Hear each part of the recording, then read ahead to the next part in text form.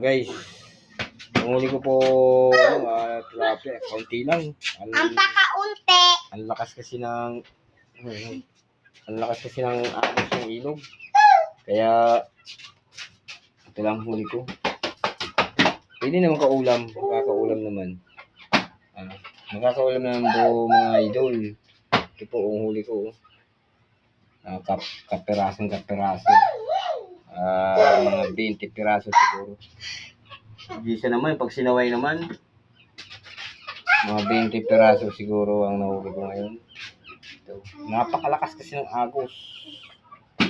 Ang lakas kasi ng agos ng ilog. Kaya, kaunti lang ang huli natin. Babawi na lang tayo sa sunod na panghuhuli ng isda sa ilog. Maraming salamat sa inyo mga idol.